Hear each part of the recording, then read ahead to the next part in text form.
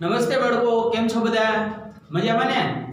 બાળકો, આજે આપણે પ્રકરણ નંબર 3 જે છે ભારતમાં રાષ્ટ્રવાદ, એમાં સુભાષચંદ્ર બોઝ અને આઝાદ હિંદ ફૌજ આ બે ટોપિકની ચર્ચા કરવાની છે. સુભાષચંદ્ર બોઝ, નેતાજી સુભાષચંદ્ર બોઝ.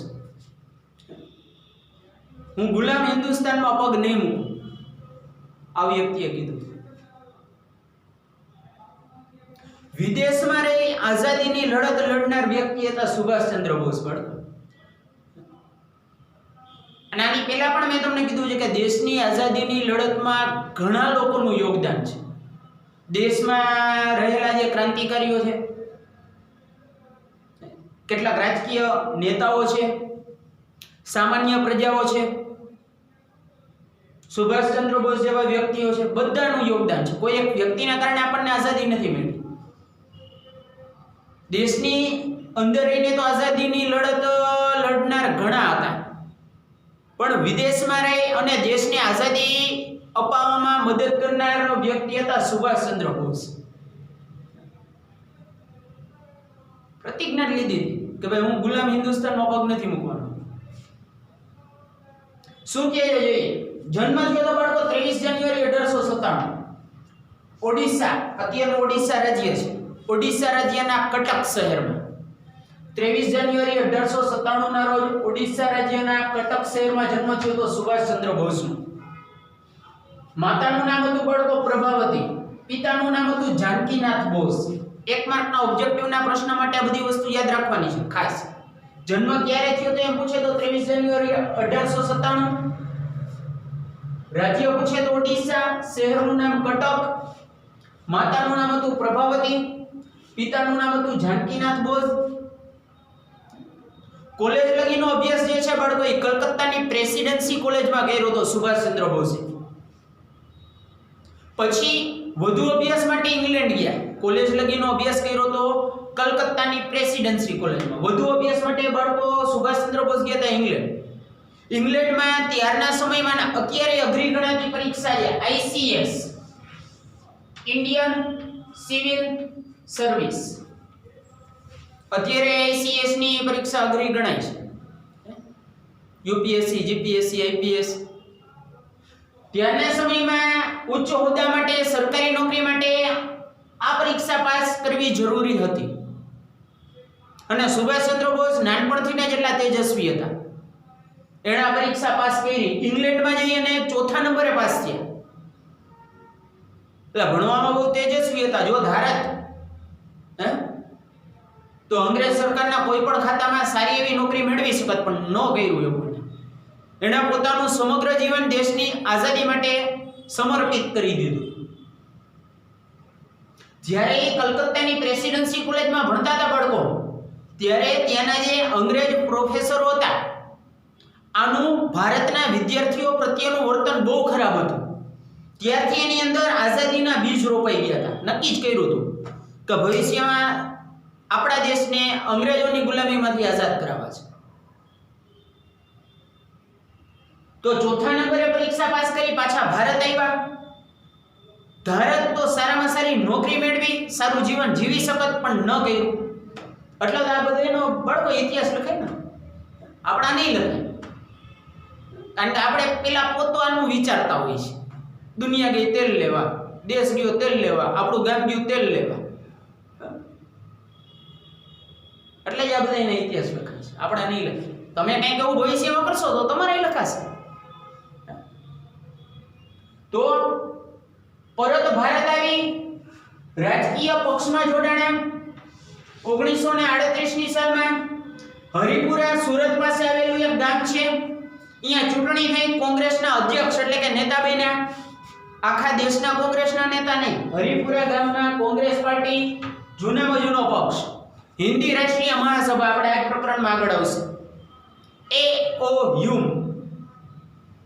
એણે આ સંસ્થાની સ્થાપના પાછળ બહુ મહત્વનું યોગદાન આપ્યું. હિન્દી રાષ્ટ્રીય મહાસભા, જે અત્યારે કોંગ્રેસ પાર્ટી, આપણા દેશની જૂનામાં જૂની જે પક્ષ કે પાર્ટી છે આ કોંગ્રેસ પાર્ટી, તેની સ્થાપના થઈ ગઈ હતી ઓલરેડી. અને બહુ મોટો પક્ષ હતો. અને સુભાષચંદ્ર બોઝની ઈચ્છા એવી હતી કે દેશને આઝાદી અપાવડે.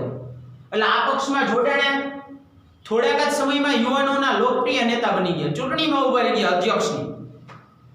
અને હરિપુરા નામનું જે ગામ છે અહીંયાથી કોંગ્રેસના અધ્યક્ષ તરીકે ચૂંટાઈને આવ્યો, ઉપરા ઉપરી 2 વખત. આગળ શું કહે, 1939માં ફોરવર્ડ બ્લોક નામનો પોતાનો પક્ષ શરૂ કર્યો. ગાંધીજી સાથે થોડાક મતભેદ થઈ ગયા. બળકો ગાંધીજીની યારે આપણા દેશના કોઈ પણ વ્યક્તિને કોઈ પર્સનલી દુશ્મનાવટ નહોતી, કોઈ પણ રાજકીય નેતા હોય અથવા તો સુભાષચંદ્ર બોઝ જેવી વ્યક્તિ, પણ વિચારસરણીનો તફાવત જોવા મળતો. સુભાષચંદ્ર બોઝની વિચારસરણી એવી હતી કે ભાઈ અહિંસા સારી બાબત છે, પણ બધી જગ્યાએ ન ચાલે. જ્યાં હિંસાનો ઉપયોગ કરવાની જરૂર પડી ત્યાં હિંસાનો ઉપયોગ કરી લેવાય. તો ગાંધીજી સાથે થોડાક મતભેદ થયા વિચારોને લગતા, બીજા કોઈ મતભેદ નહોતા થયા. તો એણે કોંગ્રેસ પાર્ટી છોડી અને પોતાનું એક અલગ પક્ષ બનાવ્યો. એ પક્ષનું નામ હતું બાળકો ફોરવર્ડ બ્લોક. 1939માં પક્ષની સ્થાપના કરી હતી. 1 માર્કના ઓબ્જેક્ટિવના પ્રશ્નમાં પૂછાઈ શકે. ના પછી આઝાદીની લડત ચાલુ રહી. ઈ જ સમયગાળો હતો 1939 નો કે જ્યારે બીજું વિશ્વ યુદ્ધ ચાલુ થઈ ગયું હતું બાળકો.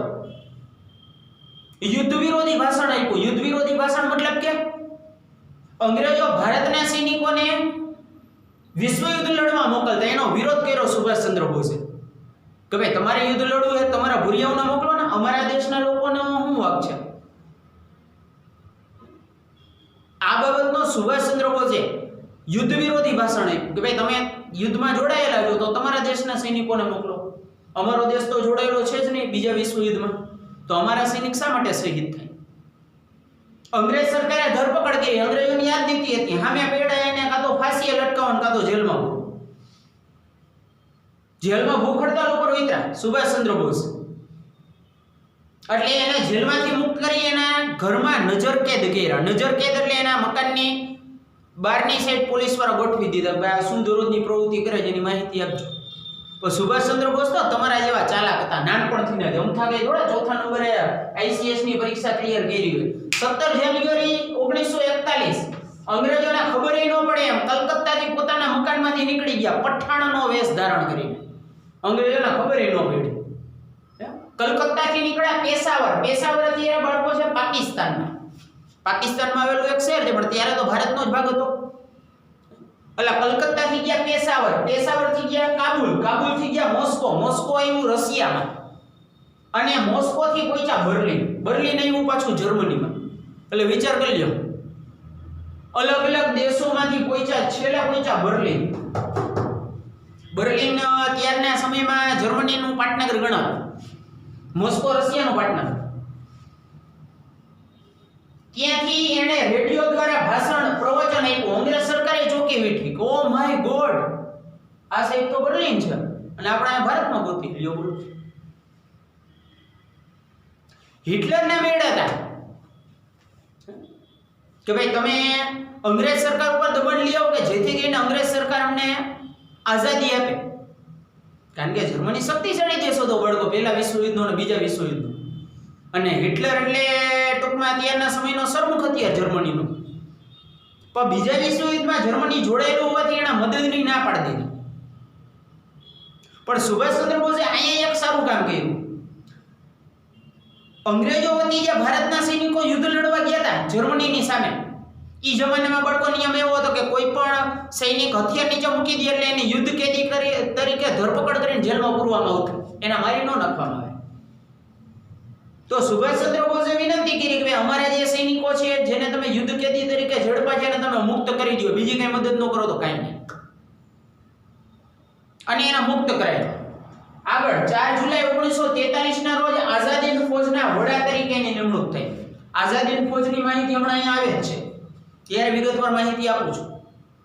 અને ત્યારથી એને ઉપનામ મેળવું બાળકો નેતાજી. આપણે કહીએ ને નેતાજી સુભાષચંદ્ર બોઝ, આપણે શું કહીએ છીએ નેતાજી સુભાષચંદ્ર બોઝ.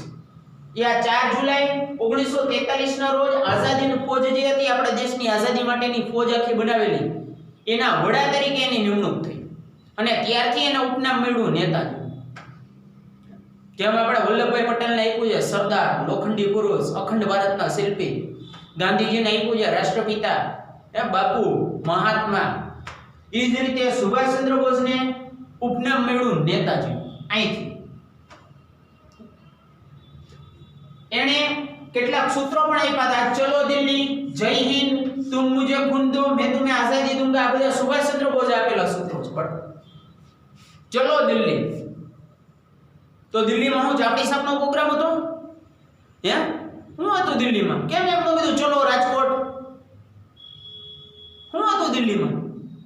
દિલ્હી ત્યારે આપણા દેશમાં આઝાદી માટેની રાજકીય લડત માટેનું મુખ્ય કેન્દ્ર હતું.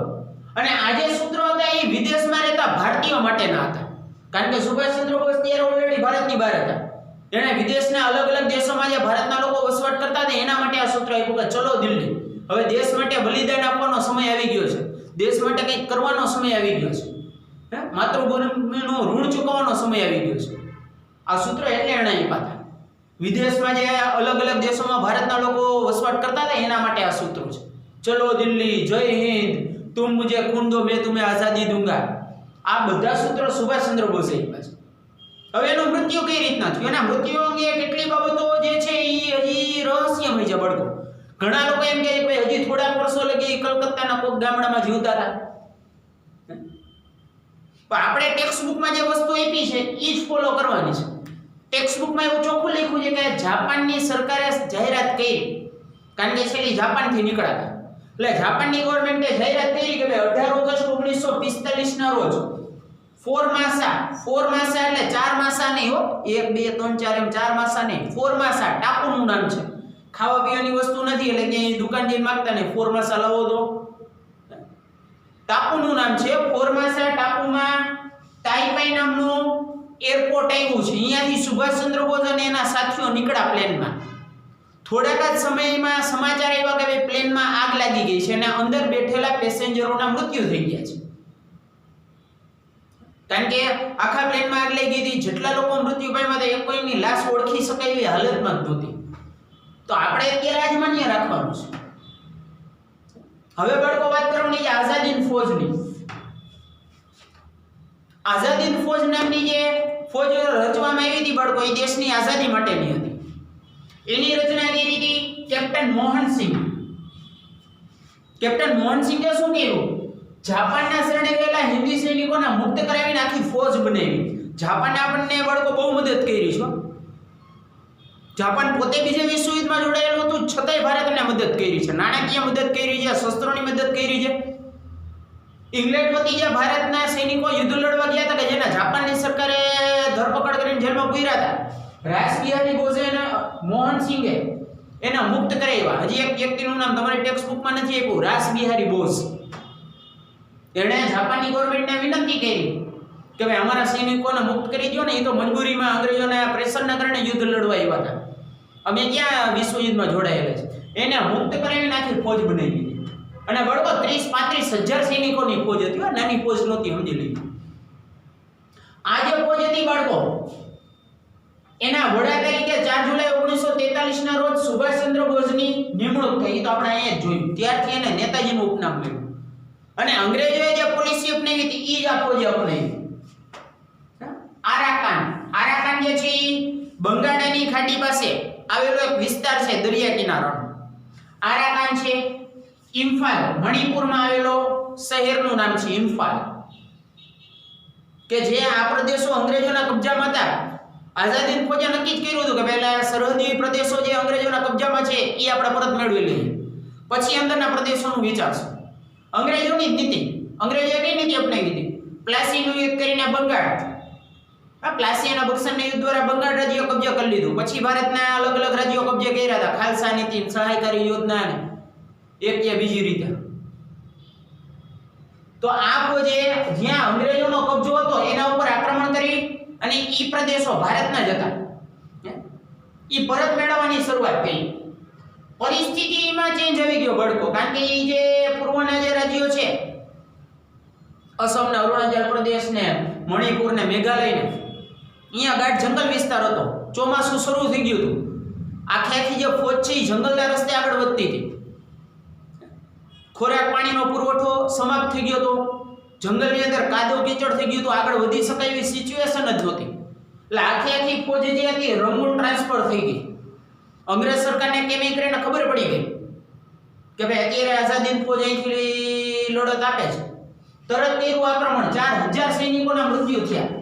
અંગ્રેજોએ જે આક્રમણ કર્યું એમાં 25000 સૈનિકોને કેદ પકડા અંગ્રેજ સરકાર. એટલે વિચાર કરી લો, 25 ને 4 29 તો અહીંયા ને અહીંયા થઈ ગયા. હજી બીજા આજુબાજુના દેશોમાં તો આઝાદી ફૌજના સૈનિકો હતા, એ તો અલગ છે. તો કેવડી મોટી ફૌજ હશે. એમાં મહિલાઓ પણ હતી.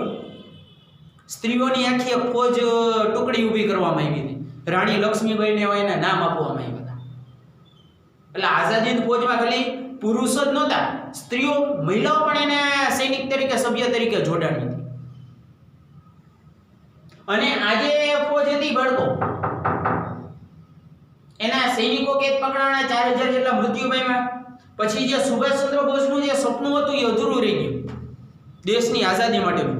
પણ ફાયદો એ થયો બળકો કે ભાઈ એના પછીના ટૂંક જ સમયમાં 3 કે 4 વર્ષના સમયગાળામાં જ આપણને આઝાદી મળી ગઈ. તો બાળકો હવે આપણે જ્યારે નેક્સ્ટ વિડીયોમાં ભેગા થશું ત્યારે આ પ્રકરણની અંદર પછીના ટોપિકની ચર્ચા કરીશું. જય શ્રી કૃષ્ણ.